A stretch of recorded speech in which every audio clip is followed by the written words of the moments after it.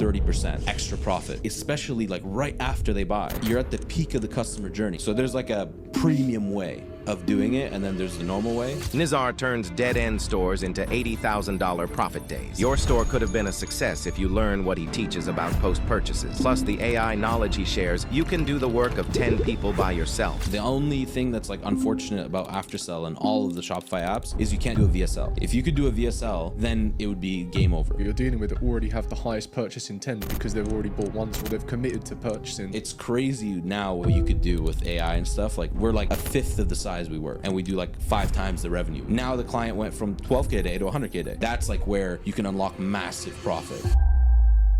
Welcome back to another episode of the TheoClarkePodcast, where I interview e-commerce entrepreneurs. Today's podcast is sponsored by Commercive Fulfillment, your trusted e-commerce fulfillment partner. Today, I have the pleasure of speaking with Nizar. Nizar, how you doing, brother? Good, how are you?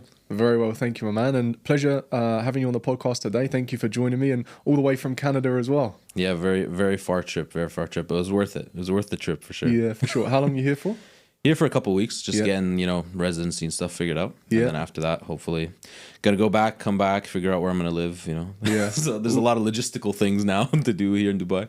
All that exciting stuff. But actually, although it might seem like a lot at the moment, once it's done, it's done. And it's actually quite an easy transition. Take it from someone who's done it. Yeah, I hope so. I think the hardest part is getting rid of everything back there. That's the problem. Like, especially if you've been living in a place for a while, there's like way too much stuff to get rid of. So it becomes a little bit hard to navigate. For sure. Well, first time meeting you in person. I know we were introduced by our mutual friend Cam, or as everyone knows him, the Ecom King. So shout out to Cam. Appreciate the intro. Shout out. Yeah. And glad that we got to do this podcast today. So Nizar, you're here from Simply Scaled, which I believe started as a meta agency, and now you're kind of really honing in on this post-purchase offer. So maybe you could tell me a little bit about what you're doing at Simply Scaled and how you're helping people with these post-purchase offers that you're running. Yeah, for sure. So, I mean, like you said, about 2021 is kind of when I got out of the dropshipping scene and started doing like more agency stuff, purely out of the fact that I was just a dumb 19-year-old scaling like nobody's business. And then, everything went wrong because COVID and all that other stuff. So ended up starting the agency, mainly was doing actually everything at one point. And then, as you probably know as well from your previous agency, trying to do all these services doesn't actually work. So we kind of focused on what I knew how to do, which was Facebook ads. Very quickly grew into like a decent sized agency doing Facebook ads. But the problem is, you already know it, like Facebook is not easy. Let's just say that. And also there's a lot of logistical things that go into running an ads agency. It's not as simple as just, media buying, which up until 2022 was probably like that. And then everybody who had a media buying agency just disappeared. So basically that's what happened. So then about sometime around like November-ish, it's funny, the way I fell into this post-purchase stuff is I had a client that was not doing great performance-wise, but like I was like, I need to keep these guys because like I think I can definitely do something. So I was thinking in my head, and I was like, I always used to set up post-purchase funnels for my brands. So let me go and try and do that for this guy. Maybe I can make some money there. And we were averaging like, I think like 15K a day, 20K a day, like revenue for that brand. And I launched their post-purchase, and I think in the first like couple days it started doing like between like 1,500 to 2K a day, and the margin was crazy. Like because usually post-purchase, like you already paid for the click, you already paid for everything, like it's going straight to net profit. So then I was like, holy, like this is printing money. And then I ended up making that client like I think close to like 15 or 20K, probably even more profit from that month, let alone Facebook and everything else we're doing. And then he kind of looked back, and he's like, the ROI of working with us was so high. And I was like, let me see if I can do this again. So I did it with another client, and it worked. And we started to do kind of iterations and testing different stuff. And the more that we tested and followed, like basically doing CRO on the back end, the better we kept getting like better and better results. And then I was like, let me see if someone would pay for this. Because like if someone would pay for this is like way less complex than, it's like doing CRO, but like very little variables. So then I basically put it on Twitter. I think I started like basically every person who posted something about like their numbers, I'd just be like, yo, bro, like you could be making X amount profit per day doing post purchase. And back then there's a guy on Twitter called Frank Gabriel. I don't know if you know him. He has like a yellow smiley face. He was scaling, doing like multiple millions a month. And he DM'd me and he was like, yo, what's this post purchase thing you're talking about? And I was like, I explained it to him. He's like, yo, let's try it. And he was like my first beta client. very quickly things picked up for him, like super quickly. Then he had like 2 other brands, did that for him as well. And very quickly I started realizing like this is kind of crazy. And it's not like everybody can do this, because like you actually have to know what you're doing. But at the same time, I'm not saying it's impossible. Very quickly from there, I started to see like how many people would actually pay for this, and it started to grow. And he started referring me to all his like 8-figure friends. And next thing you know, we have like, now it's been like what, 4 or 5 months since January, like when I really launched it, like I rebranded and stuff. And we have like almost 38 clients on this, and they're all like multi 7, 8, and even 9-figure brands. Yeah, it's been pretty wild over the last, like, especially this year. It's been very different than the previous years. Yeah. Nice. Well, congrats. I'm glad it's going well, and would love to know a little bit more about how it all works. But to touch on one thing you said, where it's kind of like doing CRO in the back end, it is, I guess, and the benefit you've got is the people that you're dealing with already have the highest purchase intent because they've already bought once, right? Or they've committed to purchasing. So I suppose they're going to be your warmest or highest qualified leads to try and squeeze out a little bit more. And as you and I both know, most people do set up post-purchase, or some even don't, but most people do. And even then, it's not normally done to the degree that you tend to do it at. Yeah, well, I mean, they don't do it at all. Like they literally, most people download OCU, click on like the auto build my funnel. It auto so that's builds. Not what you do? No. I wish. We have like a whole team doing this. It's funny because a lot of people actually have this question. You know, I get this on sales calls all the time. They're like, so you're just gonna come set up OCU and leave? And I was like, first of all, we don't use OCU. We use Aftersell, because they're like the only people that allow me to do what I want to do, which the biggest thing is, like, probably nobody knows this, and I won't share it with anybody, is we can build full landing pages in the back end, which most people don't know how. Like, usually it's just a buy box. I can build an advertorial, I can build a listicle, I can build whatever I want on the post-purchase. So I do have that flexibility, even though it's still on Shopify. We're not using any like external stuff. But yeah, most people just set it and forget it. They just like click the auto profit maxing funnel that they have, and then it's like it builds like some random thing for them. And usually their margin's really bad on that. Like the AI one always puts the margin like lower than, and especially if you don't have your cogs in Shopify, then it just like puts a random discount. You end up with like you're running a charity on the back end, which is like you're already running a charity most likely on the front end. If you calculate, like, most people are scaling at like a 2x ROAS. If they have like $100 AOV, that means they're paying $50 to acquire that. Let's say their margin is 80%, that's $20, they're left with 30. Now $30 profit on the front end, which is being very, let's be honest, is being very optimistic here. Like, most people are not running 80% gross margin. You can then make that $30 profit, let's say, on the front end, but then on the back end, if you literally just build a funnel at $100 AOV, you should be able to get roughly 10% as RPV.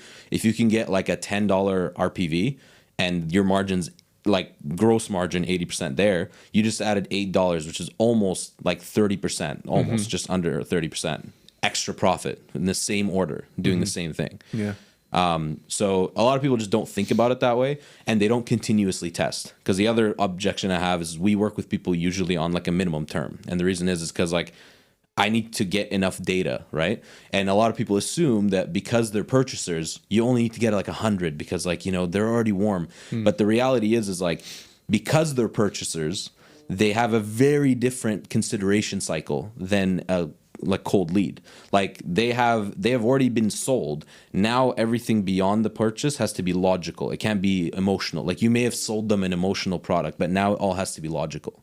You get what I mean? So that's basically where people get it wrong, is they try to like make the whole like, oh no, you're gonna do like, no one cares about that. Or people devalue their brand by saying like, you know, today only save 40% off, just like flash sale. Yeah, like that just makes the brand look terrible, in my opinion. And it also, like, a lot of big brands don't work with people because of that. Like when we came into, like, we have brands doing like over 5-6 million a month. We even have one doing like about 15 million a month, which I can't name any of them. But basically, when we came to them, that was the biggest thing. They're like, we don't do discounts. And I was like, well, you don't have to. There's ways around not doing discounts. You're just going to make less money, but there's ways to do it. So there's like a premium way of doing it, and then there's the normal way. And I think people don't even do the basic, which is like what I even share online for free. Like I tell everybody on Twitter what to do, and like all of it, almost 90% of it. I just don't tell them like the last little bit, which is, you know, the secret that we have. Otherwise, like people would just do it. You know what I mean? Yeah. So Yeah, I think people just don't pay enough attention to it. So what is an example of what a post-purchase upsell might look like when you're not discounting, when you're leading with value, when you're really trying to actually position yourself as more of a premium brand? Yeah. So, I mean, there's only a couple of ways that we've done it, and it's worked to a point where it's like, it almost worked better than a discounted one. Is like, for example, we have a client who sells like a pain relief problem, like product. So it's something that actually like solves a problem. And we basically positioned the upsell as a, if you're going to use this product to get the full effect, you need to use it over a certain period of time. And you also need to use this product with it that helps, like, get you that result either faster, cheaper, like one of the, health, wealth relationships. Like, what do they care about? Like, how can we kind of make that for them? And we basically did it so that the upsell was like a different product at the normal price, but we positioned it like with the copy that, with this you can get like 3 times better results, or you can get them faster. Yeah. And that one worked extremely well. It worked better than the discounted version of it, because then people were buying it logically. They're like, okay, I want to get this result X amount faster. I could just buy this. It wasn't even about the price. It was just about like, this makes more sense. And the funny part is that upsell had a higher AOV than the main offer. Nice. So it has a higher AOV and profit than the main offer. Do you think that's because the main offer is limited to how much information they can share on the product page? No, because it's not about info. I think it's mainly about, you have to make your front end easy enough that the masses will take, right? Like, you can't, like, if you made the front end so expensive, you're limiting how many people can take it. But once you lower the front end, you can increase the volume, and then you can work on the back end. Like, if you really think about it, most coaching programs, B2B businesses, like, they're all back end businesses. They're not front end businesses. Like, they all kind of bring you in and then they make money off of you afterwards. You mean like on a mailing list and stuff like that? Kind of. I mean, like, think about, for example, like when people do coaching, right? Yeah. Some of them do like a low ticket and then they upsell to like a high ascension ticket. ladder. Yeah, so the money is in the back end and not the front end. Like, they're not making money off the $13 a month Skool community. They're making money off of the 4K mentorship, right? Same thing with like agencies, right? You bring on a client, let's say for Facebook ads, and then you're like, hey, you need UGC and you need this. Like, there's a ladder, right? Yeah. So why don't people do that with Ecom? They only do it at the, a week later once somebody's already bought. They're not like, the thing is about post-purchase, and like, especially like right after they buy, like one-click upsells in general, is that you're at the peak of the customer journey. Like, that is the absolute peak of where somebody's like extremely happy. From that point forward, it's immediate buyer's remorse, immediately. So if you capture someone there, you have the highest likelihood of getting that sale. And if you ask me, and you probably agree, would you rather make that extra $50 today or in a week or a month after they go through your welcome series or the post-purchase series, etc.? Yeah. Like, I'm not saying discounting email. I'm just saying, like, you could make that like LTV today. Yeah. And you could still make the other question, again, I know you're probably going to ask, is, does this affect LTV? Does it affect, like, do people stop buying from emails? And the answer is no. And like, we've tested this now with a lot of massive brands. If anything, they make more money from email, because like, think about if you sell a supplement and people buy it consistently, you can actually build a funnel for returning customers, which is what we do. And again, this is free sauce for everybody watching this. You can build a returning customer funnel and then sell massive volume. Like, I'm talking like, let's say a supplement is like a 30-pack bottle for like $80 or $60 that you sell it to. Sell a year supply, like $300, $400. And if they say no, put like a 6-month supply. That will literally print, like, your LTV will shoot up after the email comes out, because once they go through, let's say a month, they finished it, you sell them a year supply for like $400. You were never going to get that LTV. Like, you're probably never going to get it. So are these like hyper-personalized emails based on the purchase that's been made?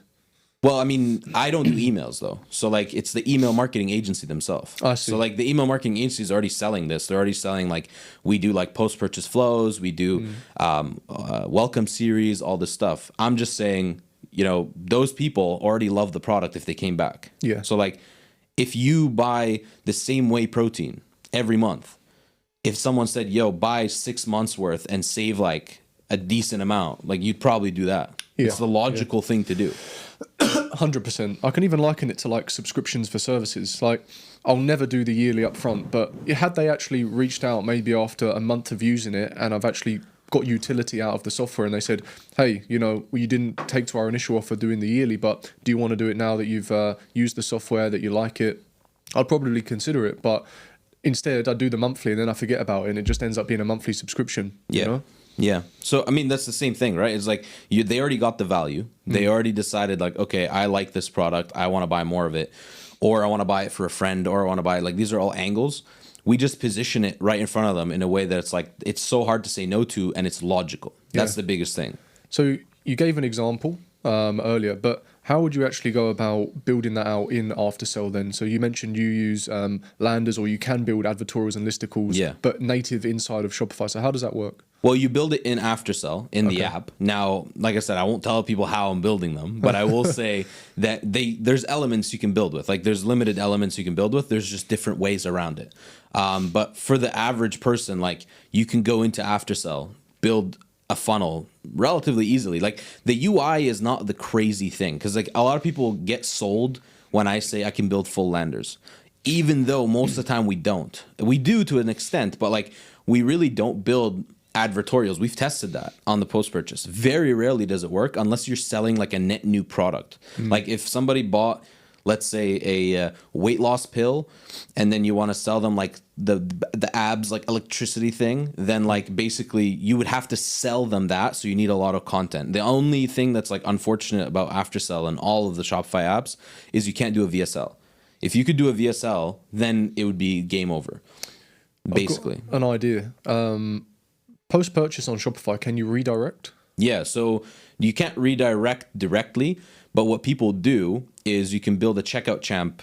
I was going to say, or funnelish, right? Yeah, funnelish is a little bit, from what I've heard, sometimes it doesn't work that well. Shopify to funnelish. Maybe if you've had it work before, then I want to find out how. I've not tested it post purchase, but I do like funnelish for landers or listicles, advertorials, and you can obviously connect it to Stripe and your Shopify store in the back end. So I was thinking, maybe checkout champs or with funnelish, if you can redirect post purchase, you could probably set up a VSL that way. Yeah, the way that we figured it out, that's even better, because there's also other limitations. So for example, if you have a store that's USD based currency, right? I think you and I have been talking about this. Yeah.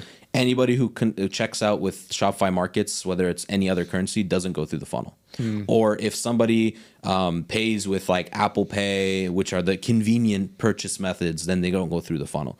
If anything, I would argue someone who pays with Afterpay, with Apple Pay, is probably going to take upsells more than someone who puts in their credit card info. Yeah. Because like that is like such an impulse buy. Like, you literally just double click your phone and you just bought this thing, even though you didn't even want it. Attention e-commerce sellers. If high shipping costs, slow delivery times, and customer complaints are eating into your margins, then you may already know that these things can freeze your payment processes and drive your cost per acquisition through the roof, limiting your growth. That's where today's sponsor, Commercive, can help. They streamline everything from manufacturing to global fulfillment, with 5 to 10 day shipping to over 65 countries worldwide, same day processing, and even USA warehousing for brands that need it. There are no hidden fees, just fast, reliable logistics and a dedicated WhatsApp support team available to keep you updated in real time. Hundreds of sellers have already switched to Commercive, saving tens of thousands on COGS and shipping, and finally scaling without the headaches. So if you're still relying on outdated agents and overpriced fulfillment partners, it's time to upgrade. Head to commercive.co or click the link in the video description to get your free quote and find out how much you could be saving. So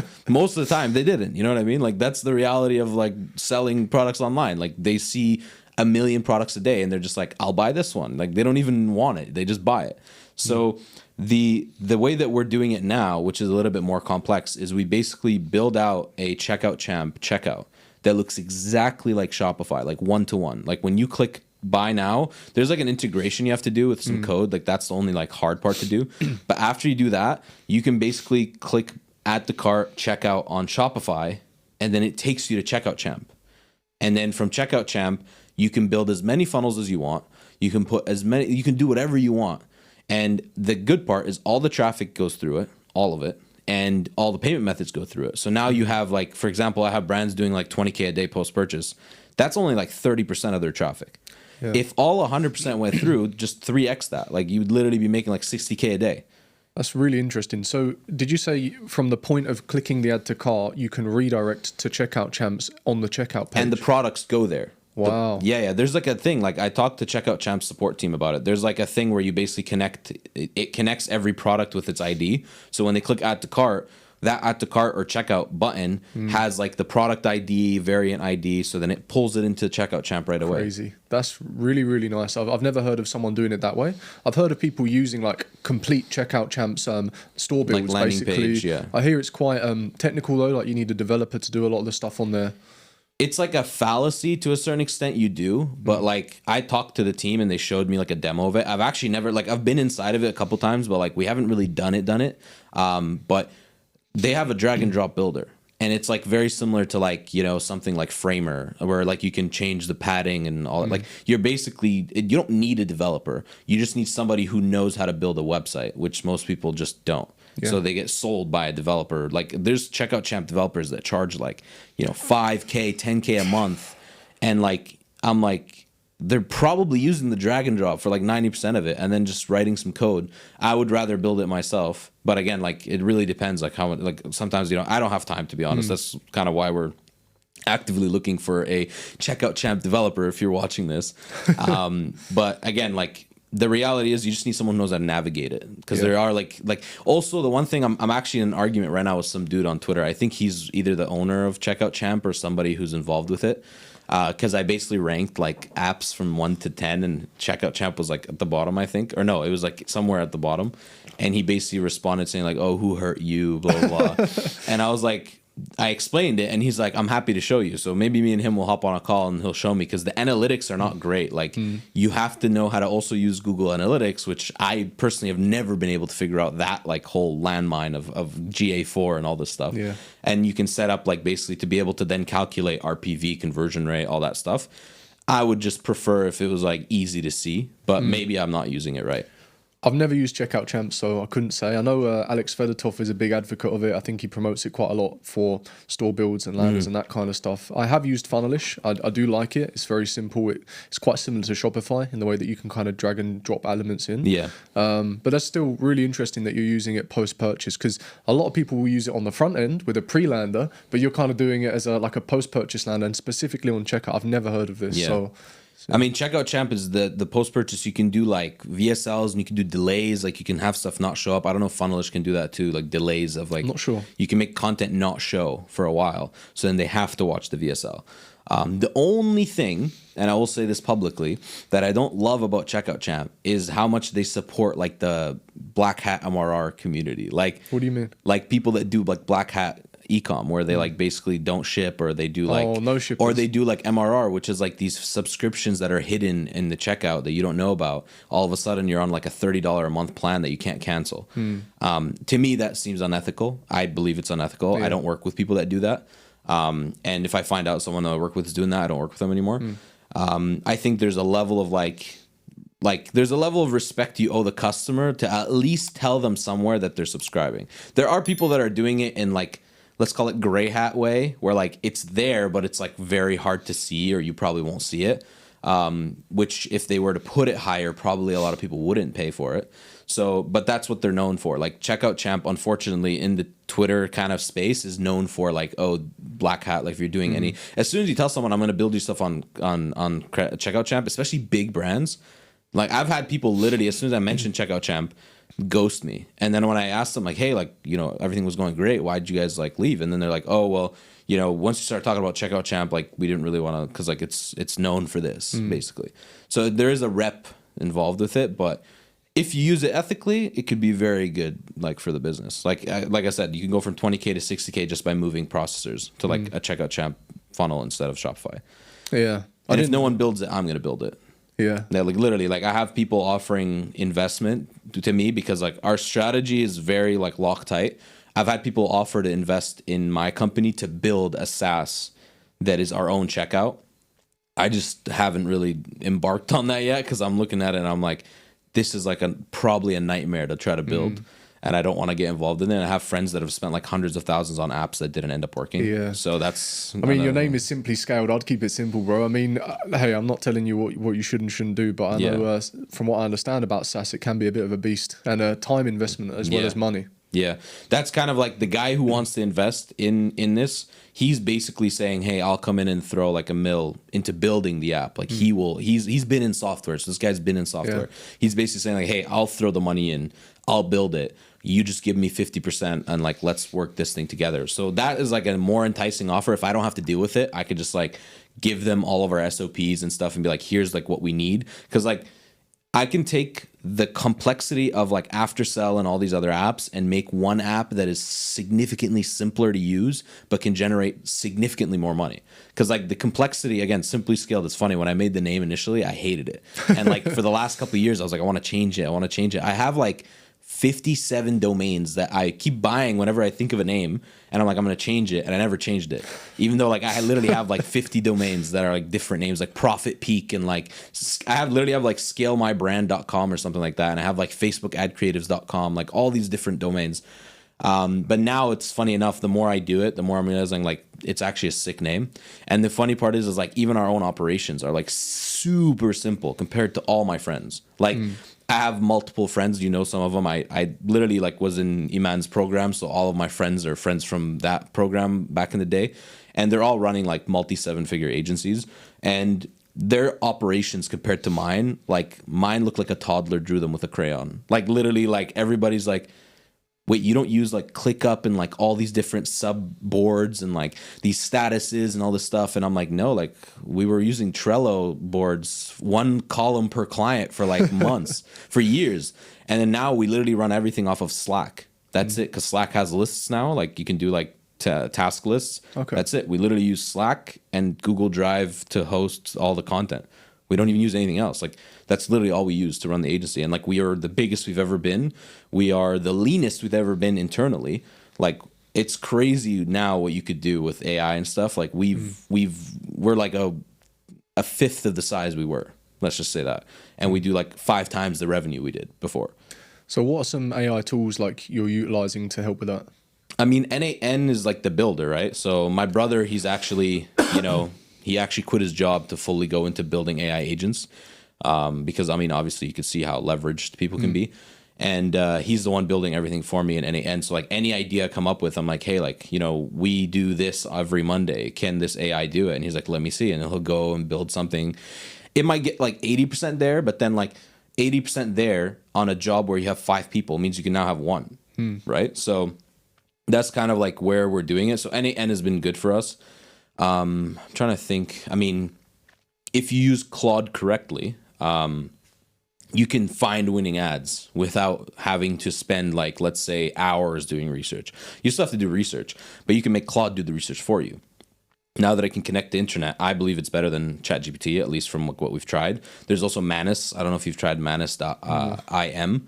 Manus is like crazy. It's basically like an all-in-one AI agent that can do anything, and it can even open up its own computer, and you can like log into your, like, let's say you tell it, I want you to like go scrape a bunch of websites that do this and then put it into a spreadsheet. It will go and say, okay, log into your Google for me. You log in, it goes and creates a spreadsheet, and like goes and finds everything and fills it out. Like Manus is crazy. So a mixture of all these tools, but I wouldn't say we're even like overkill either. Like we're not spending like 10K a month on like software. At one point we were getting close to like 6K on like all these AI tools because we were trying to figure out which one's the best. And then we found the ones that are good and we just killed everything else. Like there's new ones coming out every day. That's the other problem. Like you have, and the thing is I keep telling this to all my friends that like AI is like going to self-cannibalize itself. Like literally if you were to look at how it like quickly it's like moving, it's going to eat itself up. Like it goes from like Cursor AI did this thing where like now it can debug itself. Next day, like GitHub launched their own. Then these guys are like, we made this new thing. Then boom, this guy's like, before there's even like any sort of like, I don't even think you can patent that kind of stuff because I think it's just like software. But like as soon as something happens, you have like 5 other people doing it. And then after the 5 people do it, someone comes up with something else. Next day, it's moving so quickly. I don't know what else is going to be like unique. So we kind of just like cleared up a bunch of those AI tools because like we ended up having like 3 of the same one, like Arc Ads, Icon, Creatify, like all of them, the AI UGC. We had like 3 more too. Like we were paying thousands of dollars, and like realistically, I know there's people scaling with AI UGC. We've kind of done it, but I haven't seen anybody hit like $1 million months with AI UGC yet. Like it's just not it. It's just something about it, like that you feel like it's not real. You kind of feel it. It's not the same as your face keep popping up on my feed. I can't get away from your ads at the moment. There you go. There you go. And it's funny enough, you know how much I'm spending on ads? Probably like, because I haven't, honestly, we've been getting so much inflow that like I haven't had a chance to even, those ads have been running for like 6 months. I haven't even touched them. I'm spending like maybe $30 a day. The fact that you're seeing my ads that much is crazy, because like I'm barely spending like is it remarketing nothing. mostly? $3 a day on retargeting. And that's it. $3 a day. I don't know how you're seeing it. And a lot of people I meet are like, dude, like I can't get away from your face. It's all over the internet. And I'm like, I'm literally spending like nothing. But my CPMs are so low on the retargeting campaign for some reason. As soon as I launch a cold one, it's like $90. But at least like the cold one, the retargeting, as soon as I get them into my ecosystem, it's very cheap. So now I'm not doing a great job growing my socials though. Maybe we could talk on that a little bit, actually, now that we're on the topic of Meta, because you mentioned that there's a lot of people that keep taking to Twitter lately complaining that Meta's broken and it's not working, and it'd be good to get your take on that. Yeah, I mean, this is shout out to, you know, Sean and Spencer from Evolve, they're homies.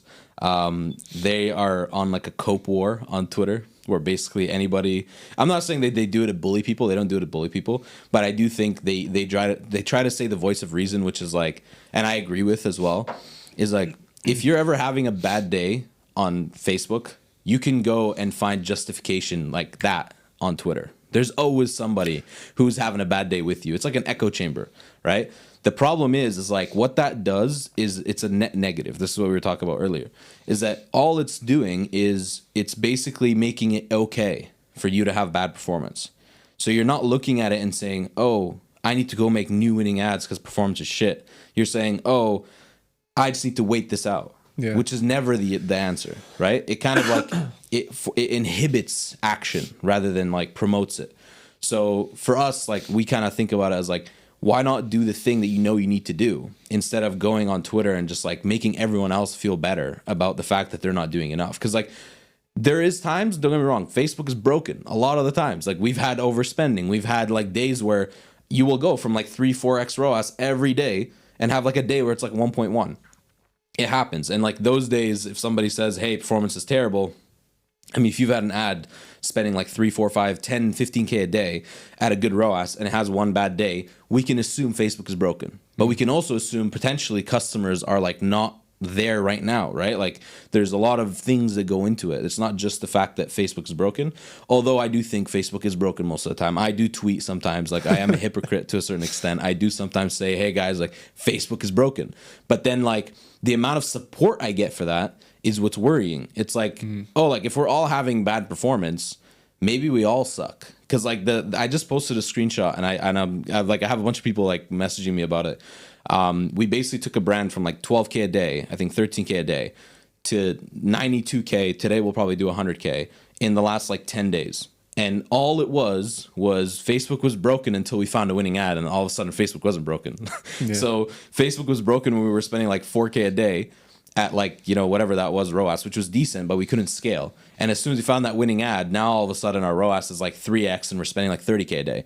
And it's like, well, Facebook wasn't broken. Our creatives were just not that great. And that's, I think, what Sean and Spencer always try to push on people. It's like every time they see someone, they're like, yo, dude, like, listen, you can complain, but it's not going to do anything. You might as well just actually do the thing that you can do. Because like most of the time after those periods, even if things regulate, you're still going to be where you're at. Like you're not going to push and scale more. And I want to say at least like I appreciate this client for being so patient, because actually these guys have been working with us for a couple months and we could not crack a winner. Like we just could not. And I was actually starting to think like, damn, is it the product? Is it us? I always try to look inwards in our team and like, what are we doing wrong? My team always feels like I'm bullying them when I'm like, dude, like do better, you know, skill issue. Whenever they're like, I can't find a winning ad, I'm like, skill issue, go watch the course again, go do this. Cause I have like a whole training for them. Right. And we do like weekly calls where we sit and strategize. But it all pays off because like I kept pushing the skill issue, you need to go figure it out. He went and figured it out, decided to do a different strategy, did it, found a winning ad. Now the client went from 12K a day to 100K a day. So it's just, you have to push the action and not just cope with like the situation, because it's never in any realm, whether it's business, personal, like whenever you sit and simmer in your own issue, it never is beneficial. It's almost always negative. It never helps. I think Twitter's the worst for that. There are many pros to Twitter, but there's a lot of cons as well. And I liken it to when you invest in an altcoin and the chart's down, you're like, oh, let me see what everyone's saying about the alt. And everyone's like, don't worry, it's a reverse, blah, blah, blah. All these charts, you're like, okay, I feel better now. It's going to go back up. He drew some lines on a chart, and now I'm like, yeah, we're good. You know, you just do it for like to reinforce the decision that you've made and put your mind at ease. And I think people do the same thing with Meta, unfortunately. Yeah. I mean, that's the same psychology we use to sell the products to people too on ads. Like, we're literally using like some of our best winning ads come from like, if you can show people what they want themselves to look like in people's eyes, like if they want to be respected a certain way, if you just show that in an ad and like link it to the product, people buy that, right? Yeah. It's again, they want to see what they want, or they want to be like, if they have a concern, they want to see that other people have it too, and then they feel good. It's like, it's human psychology, but you can use it to sell. You can use 100%. It to scale. I think everything starts with like understanding your ICP, right? Whether it's meta ads, post purchase, it's all much of the same with marketing, and it'd be good to understand a bit more about your actual process. I know we kind of jumped around a little bit, but I think it's all relevant. But when you do onboard someone with regards to post purchase, like what does that look like? Like how would you then decide what funnel to build and whether to go with an advertorial or a listicle or keep it simple? Yeah. You know, what's the process? The easiest way is like day one they pay, and day one they pay and sign up. The same day they get an onboarding message that's like, it takes them 10 minutes. We need to get their access. We need to get their cogs. They give us their cogs.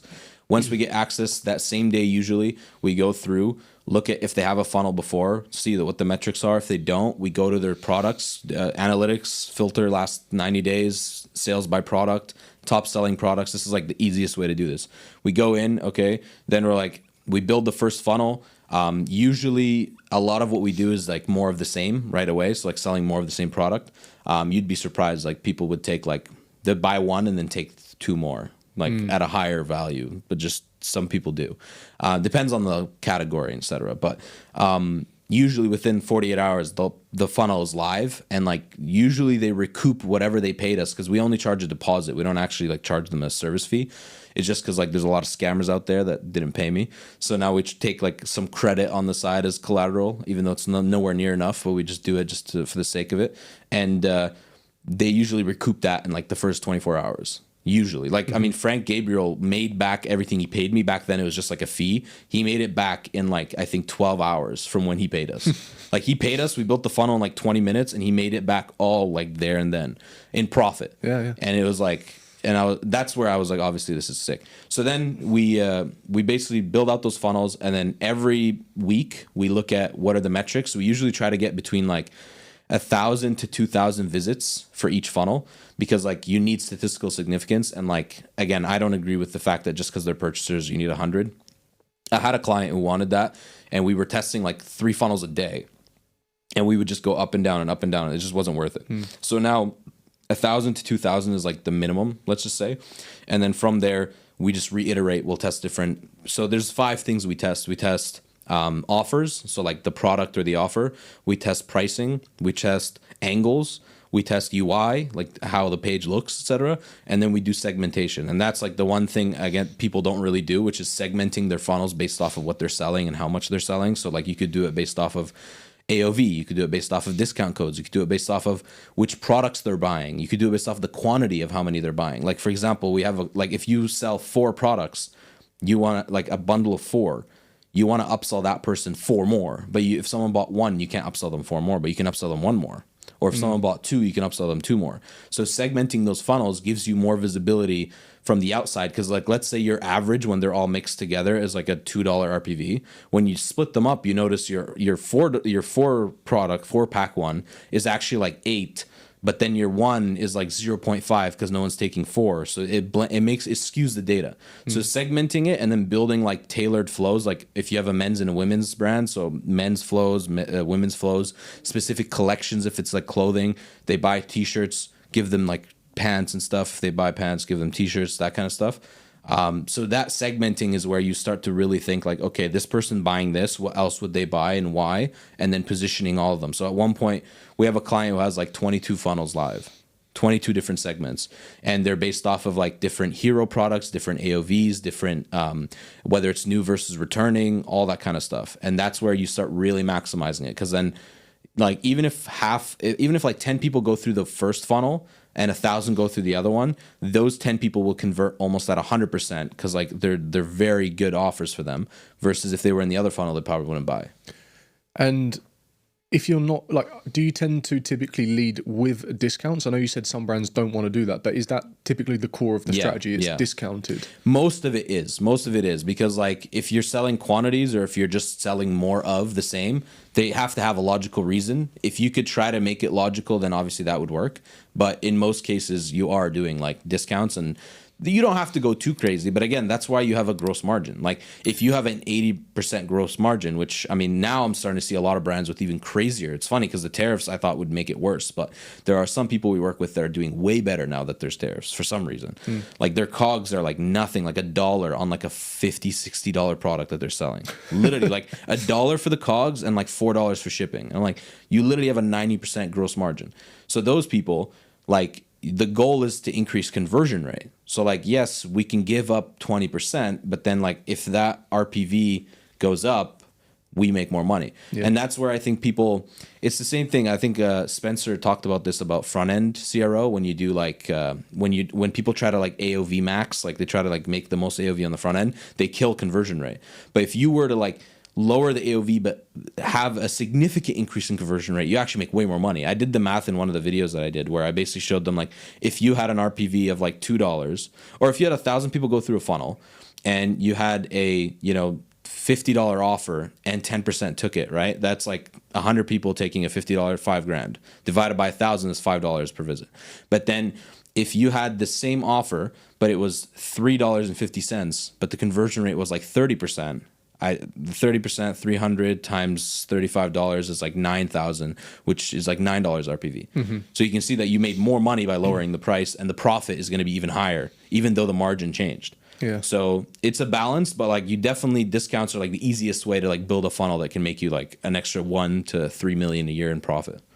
Yeah, for sure. There's a few different examples that you gave about even trying to resell the same product or upsell others. So you saying that it could even work if it's like a single product store. You can obviously maybe have an offer on page and then give a heavier discount post purchase as well. Most of our clients are like 1 or 2 hero product brands, and like we would sell 5 more of that product, the same one. Like upsell 1, upsell 2, upsell 3, downsell 1, downsell 2 are all that same product. Yeah. It's just offers. You're just doing better offers.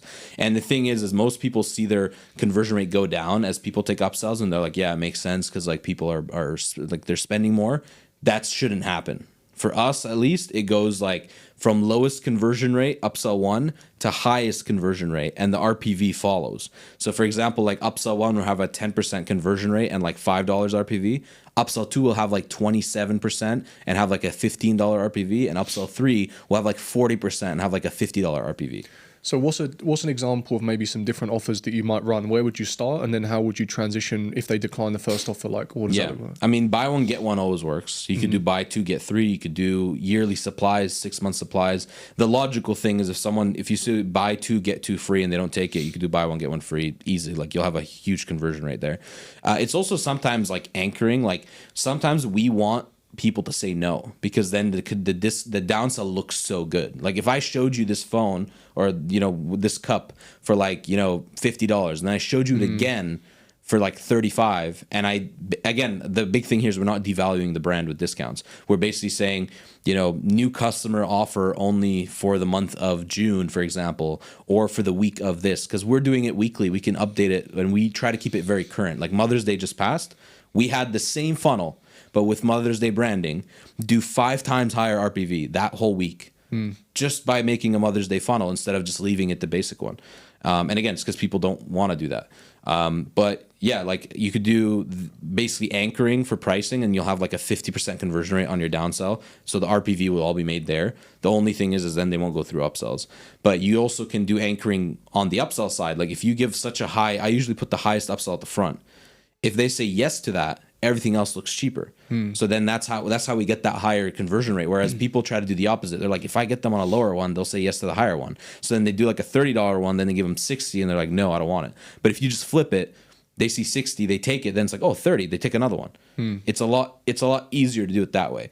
But you can do like buy one, get one. You can do like build your own bundle. Yeah, that one's a little bit more complex. I just cracked it, and like I'll never tell a soul about it. I figured out a way to do it, and like all of these brands that do like collections, like have a lot of collections, like insane conversion rate. Like we do like buy two get one free on the post purchase, and like they get to choose from a collection, and it's just wild. Like we have like a 40% conversion rate on this one funnel, which is insane. But anyways, so you could do that. You can do buy this, get this for free with it. A lot of the positioning is about ships free with your order, because it is shipping free with your order. It's not like they're not paying extra for shipping. And I think that's something that they need to know, because we actually had a client recently where he got a lot of complaints. I mean, he says a lot. We did like 20K in a week, and he got like 50 people complaining. So I wouldn't say it's like definitely like, significant, but he was saying that people were seeing the free next to the shipping and thinking that like the whole thing was free, which I don't know how that made sense to them. So we removed that. And funny enough, conversion rate went up. I think there was just confusion. For some reason, they were confused. Conversion rate went up. RPV went up. We're making more money now that we don't say that it ships free, even though it is. I don't know how that worked, but it actually is mind-boggling to us. But this is why feedback's so important, and ultimately, like what you're getting at, just testing in general. Yeah. Like everyone can assume what's going to work best, but unless you actually run multiple different offers and have volume as well, it's very difficult to tell. And more often than not, what actually proves to work is slightly different to what you thought was going to work in the first place. Maybe not so much now, because I know you've been doing this for some months with many different brands. We still learn every day. Of course. We literally we change sometimes the price from like $24.99 to like $23.97, literally, and the conversion rate jumps like 20%. So can you split test this kind of stuff in the back end and send half the traffic to one price and half to the other? Is that what you would do? Or? You could. The problem is like after sales split testing isn't great right now. If they fix it, I mean, I'd love to use it. Right now, we basically launch a new funnel every time. So like when we do a test, we're getting 100% of the traffic there. But like it's very rarely that you hit like a dud. You know what I mean? It's very rarely a dud, like test where it just like flops on its face. Yeah. So you're just taking like calculated bets, if you like, I mean, to slowly improve the funnel. Yeah, and we try to like make as little tests as like not many changes at once, so we could track everything. Yeah, that's the other thing, and similar to when people are trying to split test things on a product page, they'll change like 3 things, and then you don't know what worked. Then it works, and you're like, I don't know what happened. Yeah, it worked, but I don't know what did, and now I'm too scared to change anything because I don't want to change it back. Yeah. So I think split testing is really important on the front end and clearly in the back end as well. This time last year, I was living with my parents at age 27. Today, I live in my dream home in Dubai. If I knew then what I know now, I could have achieved this in 6 months instead of 3 years. Within my Google Ads Ecom Academy, you can learn how to scale e-commerce businesses with Google Ads. These strategies helped me work with known ecom brands like Cheese Geek, as seen on Dragon's Den and invested in by Stephen Bartlett. I also scaled my brother's business, Tropay Official, to 1.1 million in sales in 12 months, as well as many, many more. The Google Ads Ecom Academy is designed for all levels, beginners, intermediates, and experts who want to learn how to successfully scale e-commerce businesses. If you want to win with Google Ads, see the video description for more details. All right, now back to the podcast. But it sounds like you've created a really good way for people to capitalize on that back end. Yeah. Aside from just using like the standard like one-click upsell, which is really interesting. And as much as you give away a lot of the value where people could potentially implement it themselves, I don't think people will, because I don't even think people want to get involved with Checkout Champs, not because of what you said about it, but it's learning a whole new platform, understanding how it works, trying to integrate it. And I guess that's the benefit, is you've kind of cracked that. I mean, it all sounded good to me until you said you had to connect all of this stuff, and now I'm like, oh, I don't know, maybe I'll just get Nizar to do it. Exactly. I mean, the reality is like because the way that our pricing is, it's a no-brainer. Like we literally don't charge anything. We just take a cut out of the profit and we scale your brand. So like realistically, I actually, if it was my own brand, I was like, why wouldn't I pay these guys? Like, I would just rather give it to them. They do it, and they're the experts. They'll probably get there faster. They'll make us more money. And every test they do, I'm not doing it based off of what I think. I'm doing it based off of the 38 other brands that, for example, like this week we launched a test on every brand, the exact same test, because it worked so well on one of them. So we have data that we're collecting from like 9-figure brands and bringing it to these like 7-figure brands that they would never get to. So realistically, it makes, in my opinion, like 0 sense for a founder or someone who's doing like 7, 8, 9 figures to even bother dealing with this. Or some of them are like, we'll have an in-house team do it, and like literally a month later, I'm like, hey, how's things going? Like, send an email again. And they're like, oh, well, these are our numbers. And I'm like, you should have went with us. And then they're like, okay, can we do another audit? And then they come back to us. So just save yourself the 30 days, basically. Yeah, it's not even as much the financial as the time cost, isn't it? Yeah. Like time and financial, like time's the biggest thing, I think, because in ecom now more than ever, you got to move fast. Like we were talking about a moment ago, how quick AI is evolving, but how quick people are then leveraging this on their businesses and deploying capital to scale quickly is also becoming faster and faster. So like, I spoke about this with other guests on a previous podcast, and I just feel like the gap between those that are like already elite in their game in ecom and those that are just kind of come into market is just going to continue to get bigger and bigger, I think. Yeah, 100%. So yeah, it'd be interesting to see what impact it has. Yeah, I mean, I think AI eventually, like we use AI to even come up with some of these offers. I think my biggest play would be potentially building an app where it has AI built in, has our strategy baked into it, where like somebody can literally just flick a switch and start making like 10, 15, and it will do split testing on its own. I think there will be a point where that happens, but there still is to a certain extent like human nature. Like sometimes I'll just come up with an idea and I'll text like my team like, hey, can you launch this on this store? Like just to see. And it will just bang. And it's like, I don't think AI would just come up with that. Maybe it would, but on the ad side, it certainly doesn't. I have to feed it so much info to get what I want. Yeah. But yeah, I mean, potentially, like it is becoming like you're either like very good or you're not kind of thing. And AI is making the ones that are not, they think they look better, but they actually look worse because like they don't know how to use it properly. Yeah. So they end up sending you stuff and you're like, dude, this is like not great. Yeah, for sure. I often think that though, like, even I look at it sometimes and I just think, man, this thing's moving so fast. And I'm someone that uses it daily, maybe not to the degree that you do, because you mentioned some softwares that I've never even tested. But like, there are people just using this day in, day out. And even to those people, I think it's like, not necessarily, I don't want to use the word scary, but it's like trying to stay on top of everything and being as efficient as possible. But then I think about the people that don't even know what AI is. Like some people still don't even understand what ChatGPT is. They just think it's like a search console that gives you results, a bit like Google. So it's just like, to those people, I don't know what's going to happen. And I try not to have this kind of scarcity mindset. I try to just focus on what I'm doing.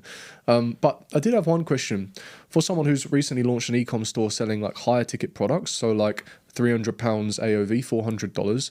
I don't have that volume in the back end. You're talking about 1,000, 2,000 conversions.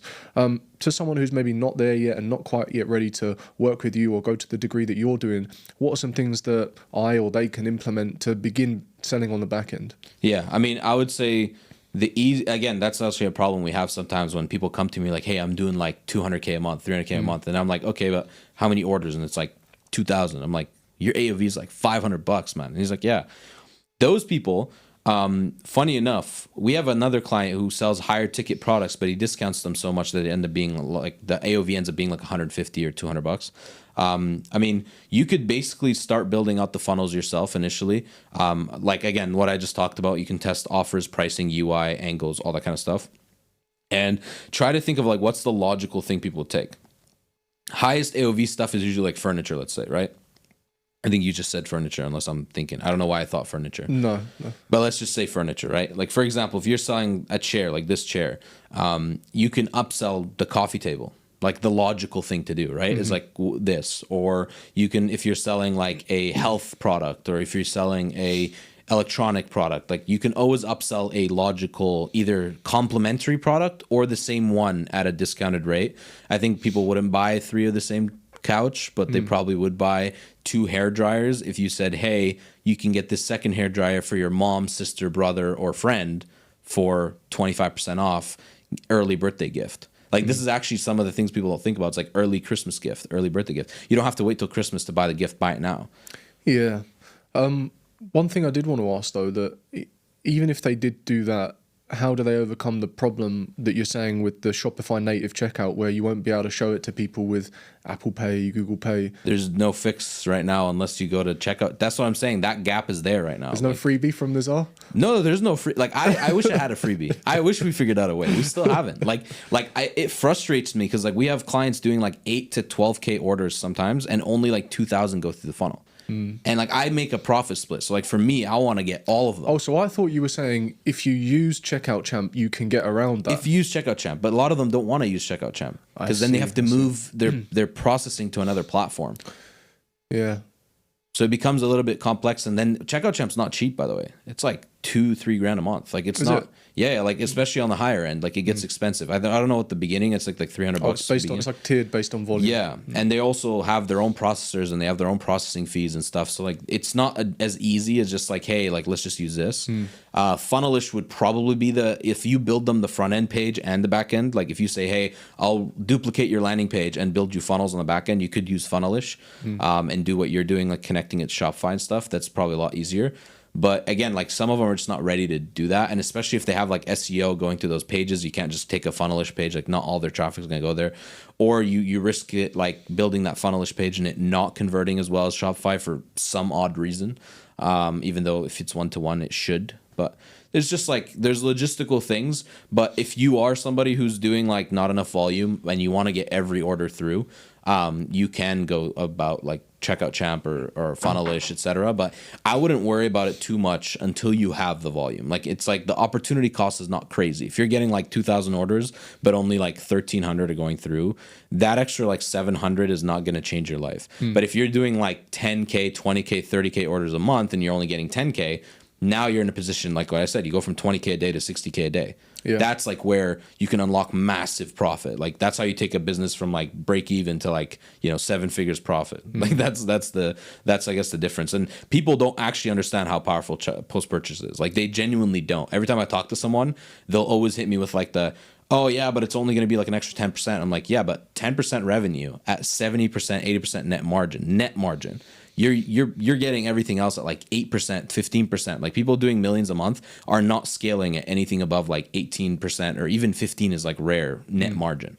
So like making that on the back end might seem a little, but like in some cases you end up having one bad month on Meta and you end up making like $1 million revenue and only like 60K profit, but then your post purchase made you 80K. So yeah, like wild. You made you more profit than your front end. Yeah.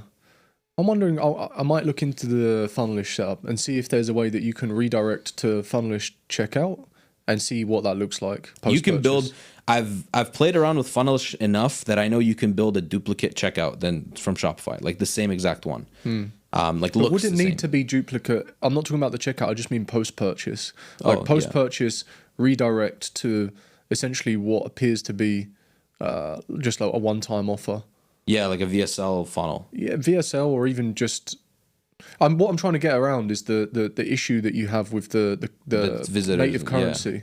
Because surely with Funnelish you'd be able to use Stripe. It would all go through, and therefore you...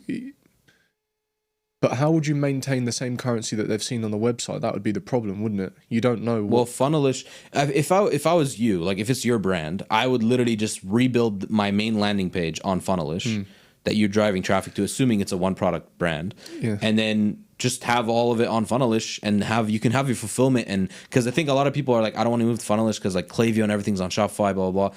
You could just have all the orders go to Shopify. Yeah. So then you're using it as like a landing page builder with its own processing and you can get around it relatively easily. I actually like, that is one of the options we're exploring right now is like if we just get people we just duplicate their funnel and stuff, but then there's like an upfront fee and like then it's like more friction. Right now I'm like, hey dude, like pay me right now, tomorrow you'll make like $4,000, and then it literally happens like that. Yeah. Like I have people that are like, we have a funnel doing like $10 RPV. This is like literally a client that I signed 5 days ago. He said he had $10. When I went in, it was actually like more like $7.8. He was just like rounding up. And we launched his new funnel, and I just screenshotted it and sent it to him this morning, and it was $29. And he was the one who was telling me like, I don't know if this is going to be worth it. And I asked him like, is this worth it? It's just because it's a new offer, isn't it? And people aren't familiar with it. Like you said, the way I even reached out to you recently again, didn't I? I know Camille already like introduced us, but I was looking for post-purchase. I typed it in Twitter, and the first name I saw was Nizar. I'm like, hey, I know Nizar. Yeah. Let me drop him a message. But on that note, I would say thank you for everything that you've shared today. It's really interesting. It's a great perspective. Not many people are really talking about it. Certainly, most people aren't implementing it, at least as far as I know, and the people that you've come across. So thank you for sharing some alpha there. Thanks for having me here, man. Yeah, it was a pleasure. I'm really pleased that we got to do what we did today. Where can people find you, Nizar? I know you're present on IG, Twitter. Twitter at Ecom Nizar. Instagram Nizar Abdul-Halim _. YouTube Nizar Abdul-Halim. Yeah, that's about it. I mean, I'm honestly like not really anywhere. I'm like trying to be everywhere right now. So Twitter is like probably my biggest platform, let's just say. Yeah. You're definitely remarketing to me on your Instagram feed. Yeah, but I'm not posting any content. I need to. I'm slacking. I know I'm slacking. Everybody knows that on Twitter I get roasted by like Sean, Spencer, all my friends on Twitter publicly because I don't post. And Ayman, I don't know if you know Ayman Arab. I know his profile, but I don't know him. He's one of my friends. He does YouTube growth, and like he always roasts me. He's like, he just sends me sometimes a screenshot of like my YouTube channel, and it says like the last posted date, and he's like, it's been 3 months since you gave up on your YouTube. Yeah. Well, it's difficult to balance everything, isn't it? Especially when you're scaling somewhat of a new offer. And like you said, you've streamlined a lot of your internal processes. But even still, one of the things that is quite time intensive is creating content, especially video-based content. Yeah. So it is quite a commitment. And the thing is when you start, like with this podcast and with the YouTube channel I have, you almost have like a responsibility. You have to keep it going. You know, you don't want to lose that momentum. It's a fear thing as well, because you know YouTube's going to punish you if you stop. So it's just kind of like another thing you got to commit to. Yeah. But either way, I'm going to drop all of your links in the video description. So for those of you that do want to reach out to Nizar and see what he's all about, you can obviously do that through the links. Follow me. I need some love online. He needs some more support to get some more content out there. So if you like this video, drop Nizar a follow, and he'll appreciate it, no doubt. Thank you very much.